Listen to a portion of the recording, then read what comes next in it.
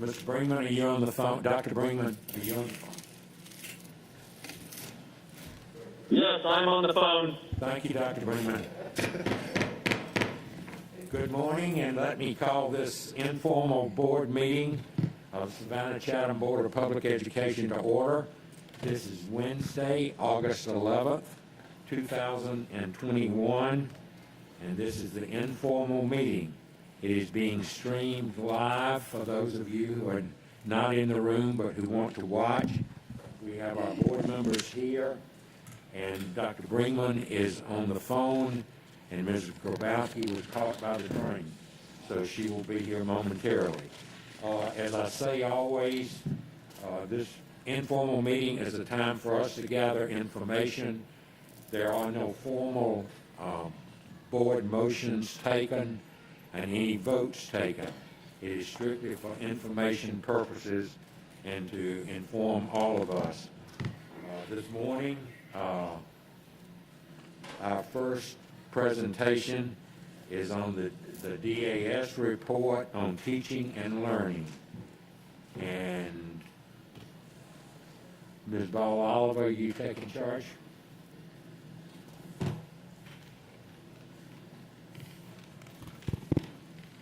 Ms. Akins and Ms. Ball Oliver.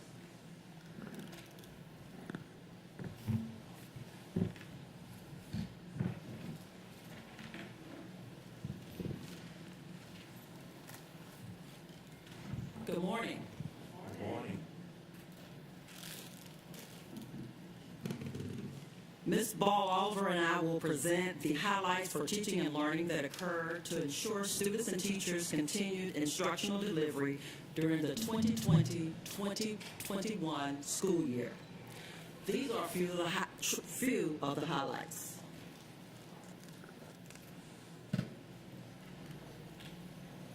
In fall 2020-2021, all students started with 100% virtual learning and teaching for students and for teachers. Devices and cameras were distributed to staff and students to support virtual learning for all. To ensure families had internet connectivity, hotspots were provided to assist those families and those students. WOW, also known as the Wi-Fi on Wheels, this was an initiative that also assisted families during virtual learning to keep them connected to their teachers. Not all families participated in virtual learning, as paper packets and refueling stations were provided to meet the needs of all of the students. The goal was to eliminate any barriers between teachers and students during this crucial time in education. A new model of learning during the 2020-2021 school year was the Savannah Chatham E-Learning Academy, also known as SELA. As you all know, that is in high demand at this time. Asynchronous learning and synchronous learning occurred between teachers and students. Also, Cognia Accreditation Readiness Review took place during the first year of the implementation of this facility. These students were also provided with opportunities for socialization while following the district COVID-19 protocols. We wanted to ensure that they had the opportunity to have some socialization and activities as they participated in E-Learning Academy. We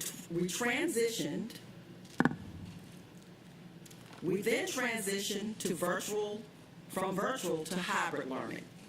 Students still had the option to remain 100% virtual. Priorities were set for re-entry into in-person learning. In phase one, least independent learners, ESOL, and transition grades entered our schools. Semester one expanded access to other students as the hybrid rotation, which included Wednesdays and deep cleaning, started. Second semester, we moved on to the 3-2 rotation model, and it provided additional in-person learning while limiting the student capacity in our schools, with students being placed on A or B cohorts. In addition, professional learning was put in place for dual teaching to ensure that the persons or the students that were 100% virtual received the same instruction that the in-person learning students had the opportunity to participate in. Then, the Twilight program was also put in place to support the schedules of our pre-K parents and our kindergarten through 12 parents. So these are just a few of the teaching models that we utilized during the 2020-2021 school year.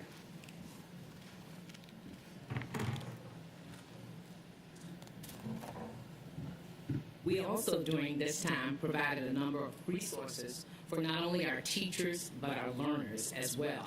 We had professional learning for our instructional staff. We provided them with training as it relates to dual teaching, how to properly flip a classroom. We also provided training as well as online tools for them, such as Nearpod, and Jamboard. Our curriculum and instruction team started the curriculum warehouse, where a lot of resources were housed to support our teachers. We also implemented the It's Learning, which is our learning management system, to make it easy for students and teachers and parents to be able to log in and participate in instruction. Also, for our teaching staff, we had the instructional support centers to ensure that our teachers were able to come to work and rest assured that their children who met the criteria to participate were being well cared for. For our learners, we had Storia, Miriam, which also had a dual language capability. We had iReady, Edgenuity. Our Edgenuity classes had multi-language capability for our students, and we utilized USA Test Prep for our secondary students. And of course, one of our biggest endeavors was our summer learning program, and it extended our learning throughout the summer. It was our Embrace program for students in grades K through 12. We offered high-quality instruction with a focus on literacy and mathematics. We served more than 6,000 students, and it was designed specifically to reduce the achievement gap while also providing opportunities for acceleration. Our student data was used to support our teachers as they work with them this upcoming school year. And for our high school students, as well as our lower grades, we did have opportunities for credit acquisition so that they could move forward. The enrichment portion of our Embrace program was designed through summer camp experiences for students like robotics, cosmetology, culinary, and various STEM camps. We also had opportunities for 109 of our high school students to support the elementary and middle school camps and work in various departments and divisions through our SWAT program. This was created by our Office of College and Career Readiness, and it was our Summer Workforce Apprenticeship program.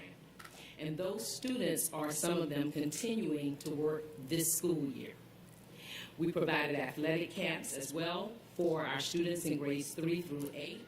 We did cheerleading, golf, soccer, and lacrosse. So as we move forward to school, we did a number of great things. We wanted to make sure that we were able to use that data to assist us as we opened and supported our students. So it's going to assist our teachers in scaffolding the instruction for support and acceleration. It will aid them in providing learning plans for our students so that we can support them as we work to close any gaps around knowledge and skills. We are using the data that was collected from not only last school year, but our Summer Embrace program especially, to actually support their mastery of standards. That data is being shared with teachers. We have intentional support structures for learning. So we have instructional focus in many of our schools' schedule, but also some of our high schools and middle schools are using their master schedule to embed support classes to provide additional learning opportunities for students. We have before and after school interventions, as well as developing strong social, emotional learning lessons and supports. And we are utilizing Panorama, and we'll have teams in our schools that will support the implementation of this program to support our efforts as it relates to social emotional learning. And at this time, any questions? Before I open it to other board members, my own personal question first is, as we move through the year and then through the Embrace program this summer, what kinds of social, emotional concerns, deficits did we find? So with Panorama, some of the things that we found are our children had not been in close proximity or been able to actually socialize face-to-face with each other. So sometimes we find that their communication skills in terms of that and their interaction skills need support. With Panorama, we actually give them a survey in the fall, and then it gives us actual lessons and strategies that we can use, our guidance counselors as well as our homeroom teachers and our teachers as advisors, to work with students and their families to support them. And then we actually work through those goals and lessons, and then we'll give another assessment to see if we're making progress, understanding that there are monitors and checkpoints along the way. Thank you. Other questions from board members? Dr. Howard Hall? First of all, I'd like to thank you all for the job that you've done. It's a lot of work that has been involved the entire year of last year, and I know you're working much this year as well. We're talking about the different learning models and the teaching and learning models and resources, which has all been documented, and it's excellent because you have done so much.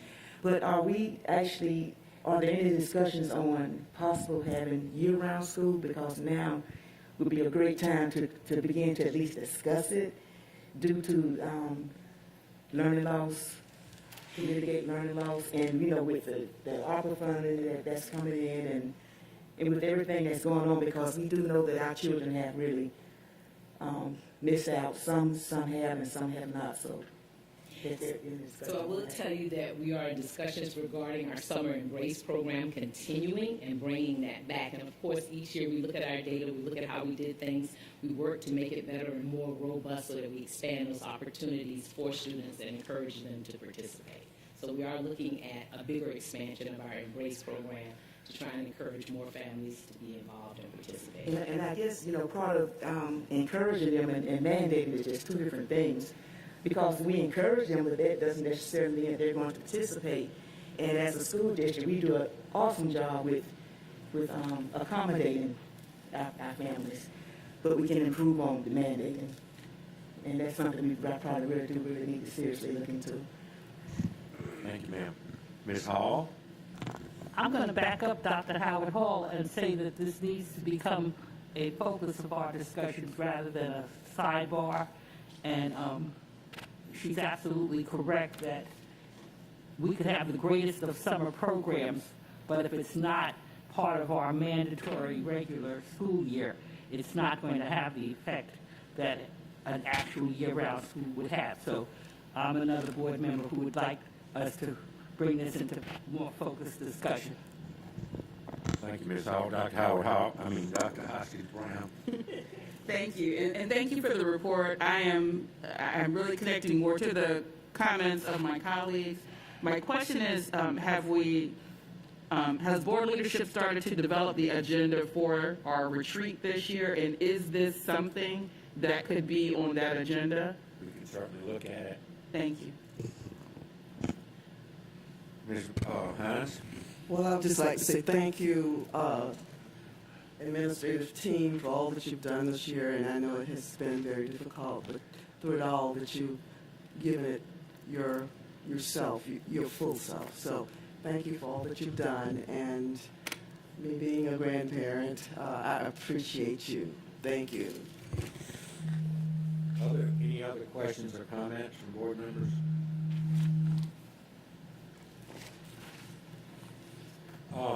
I would ask one other question, and that is, most of what I saw on that piece of on that presentation were things we probably never even considered a year ago or a year and a half ago.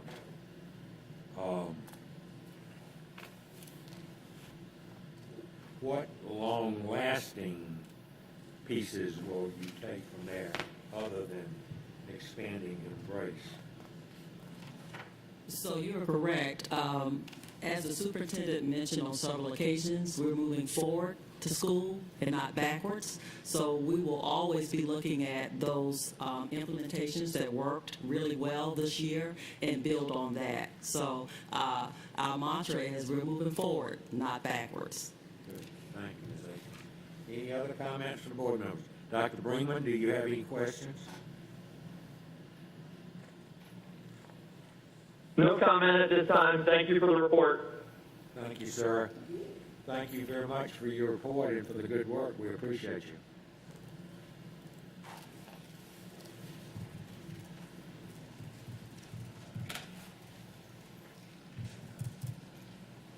Mr. Jackson now for financials. Good morning, everyone. I'm beginning to think Kurt left something off the agenda. Me too.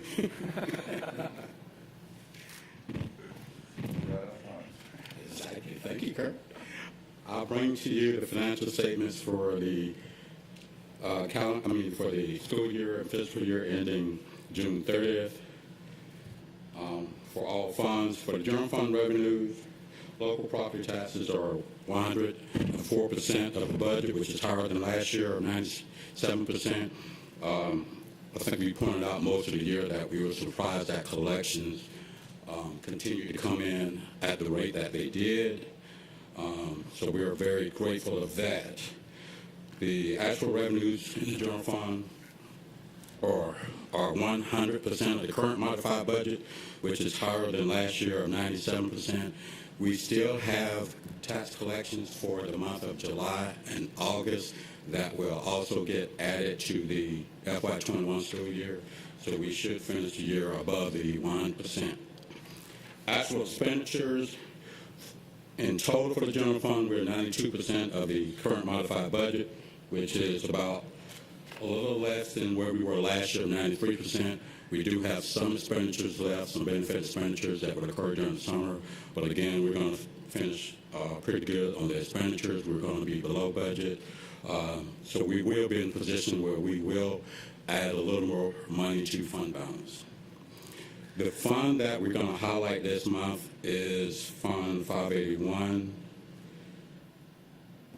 which is the Magnet School Program grant. I guess during the pandemic, someone in Washington went and found some old records about the Magnet School grants and dusted those off and made those available to school districts. But I think we pointed out that the district was awarded a $15 million grant that will occur over 5 years at 3 particular schools, if I'm not mistaken, A.B. Williams, Hubert, and Savannah High.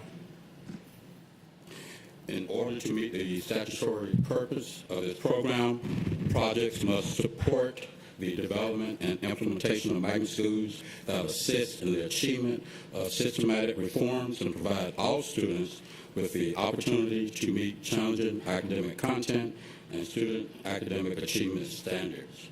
Projects support the development and design of innovative education methods and practices that promote diversity and increase choices in public education programs.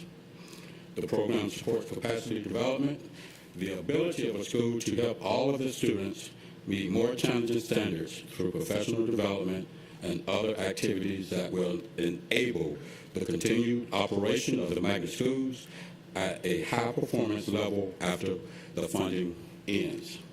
Finally, the program supports the implementation of courses of instruction in magnet schools that strengthen students' knowledge of academic subjects and their grasp of tangible and marketable vocational skills.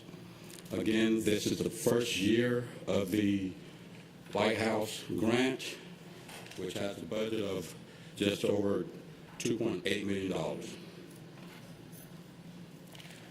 And the update on school food service, We're currently showing a net profit of $1.4 million. Food service, just like the other funds, we do have some benefit expenditures that are going to hit during the month, of July and August, that will get added. But in total, we should finish the year in the black for food service, with contribution from the general fund and with the help we were able to get from the CARES grant. So we should finish this year in the black and contribute some money to their fund balance at the end of this fiscal year. That completes my report. Any questions? Questions of Mr. Jackson? Ms. Hall? Mr. Jackson, last week, you probably haven't even had a chance to look at it, but I sent you and Dr. Bavette an email that from an article I had read in the Times where they are giving the federal government, I guess, is giving tax credits to businesses who were able to retain their employees during the entirety of the pandemic. And I was just wondering if there's any way that we fit that criteria, or are they just talking about private businesses? Yes, ma'am. I do have my staff following up on that. Initially, when it started last year, it was for small businesses, but we are doing some research and reaching out to our auditors to see if we apply. I know one of the requirements is businesses would have to show a loss in revenue. Actually, we haven't shown a loss in revenue, but we're gonna get some more information, and I'll bring that back to the board. All right, thank you. And I may ask our resident attorney to help us out in the capacity of a board member. Dr. Hoskins Brown? Thank you. Thank you for the report. The new fund, the MSAP Lighthouse Fund, could you tell me again the schools? They are A.B. Williams, Hubert Middle School, and Savannah High School. Okay. And then you said this is Fund 581, so we don't have a sheet for that now, is that? Because 581 on here is seized property. She's here, make sure it's not mislabeled. I could have swore I was just on that.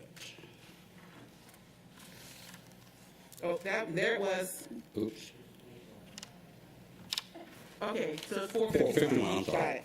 Thank you, I really appreciate it. Other comments, questions? Mr. Johnson?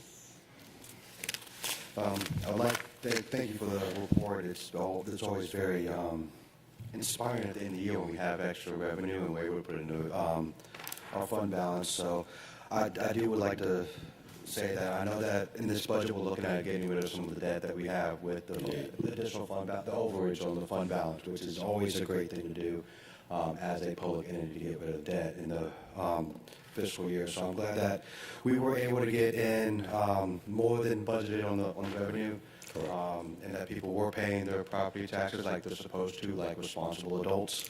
And also, the other support salaries that's at the 106.1%. Was that because of the COVID and having people out, or Yes, that picks up items, for instance, like overtime, substitute teachers, the supplemental staff that we have to call in when we don't have full-time staff available. All right, thank you. Any other comments or questions? Thank you, Mr. Jackson. Any final comments from board members on the state of the economy, or world peace? Don't open that. Oh, I don't think we should go there, actually. Yes, I would just like to again thank the finance department for the job that they're doing, and it has been easy for them as well. So we thank you, sir, for you and your team, efficient service. Thank you. Thank you, Ms. Hines. Anything else? Board members, we are adjourned, but we will need a motion to go into executive session shortly after noon. Do I have a motion to go into executive session? Dr. Hoskins Brown moves, Ms. Hines seconds. All in favor, raise your hands. Dr. Brinkman, do you vote yes? Yes. Thank you, sir. we're adjourned, and let's try for, will lunch be here by 12? Is it here? Well, let's try for our closed session about noontime then. That gives us some time. Thank you. Dr. Green? Yes, Yeah, I'll call you back in about 5 minutes.